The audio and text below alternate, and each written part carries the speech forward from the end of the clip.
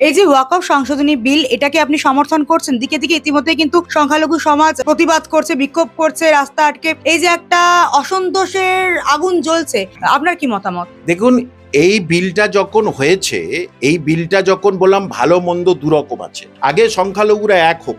এই যে সিদ্দিকুল্লাহ চৌধুরী, তিনি কি ওই যে ফুরফুরার পীরজাদাদের সঙ্গে এক হতে পারবেন? জীবনে কোনোদিন হবে না। ইগল লড়াই এদের। এবং সংখ্যালঘুদের আপনি এই কটা দিন দেখবে তিন চারজন তিন রকম ভাবে মিছিল বার করেছে। সুতরাং কোরআনের মধ্যে, পবিত্র কোরআনের মধ্যে যেটা বলেছে দলাদলি করবেন না, দলাদলি একদম নিষিদ্ধ হয়ে আছে। তাহলে এরা দলাদলি করছে কেন? পাঞ্জাবি ভাই বোনদের মতো, দাদা দিদিদের মতো এক হোক না, এক হয়ে লড়াই করুক, তাহলে দেখবেন কৃষি বিল আবার হটিয়ে নিল।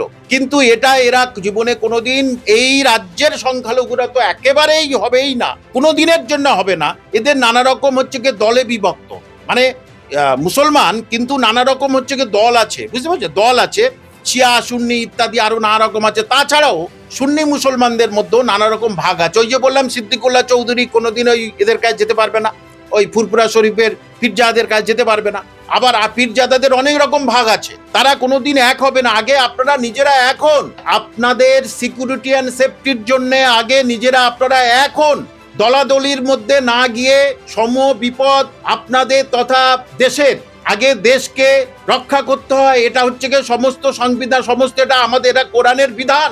এবং সংখ্যালঘু যারা, তারা সব মানছেন, কোরআনের বিধান মানছেন না বলে এই বিপদ আপনাদের মধ্যে আসছে এবং আরো বিপদ আসবে।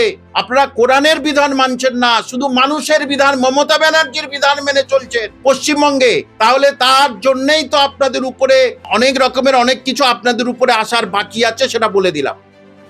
এই যে মমতা বন্দ্যোপাধ্যায় যেভাবে রেড রোড থেকে, ঈদের মঞ্চ থেকে রাজনৈতিক মন্তব্য করেছেন, এটা নিয়ে এখন শোরগোল হচ্ছে, যে বললেন যে সরকার আপনাদের পাশে আছে। উনি কি বোঝাতে চাইছেন? তারপরে বললেন যে গন্ধা ধর্ম, গন্ধা ধর্ম উনি কাকে বললেন? দেখুন, উনি তো হিন্দু ধর্মের মধ্যে জন্মগ্রহণ করেছে, তাহলে নিজে নিজের ধর্মকে বলে দিচ্ছে তো গন্ধ, তার উপর আর কিছু বলার নেই। এটা তো রাজনৈতিক প্ল্যাটফর্ম নয়। ঈদের দিন, পবিত্র দিন, সেদিন উনি এসে কেন ওরা তোরা আমরা এই কথাটা কেন বললেন, এটা তো বলার কোনো অধিকার ওনার নেই। ওই দিন তো আমরা শান্তিতে ওখানে নামাজ পড়তে গেছি। উনি আমাদের হয়ে ভালো কিছু বলুক, উনি কেন হিন্দুদের কথা কেন তুলে আনছে? পশ্চিমবঙ্গে হিন্দু মুসলিম একইভাবে আমরা আছি। মোহাম্মদ শামি বল করছে, পাকিস্তান আউট হয়ে গেল, ক্যাচ ধরলো বিরাট কোহলি, আউট হয়ে গেল। এটাই তো আমাদের সংস্কৃতি।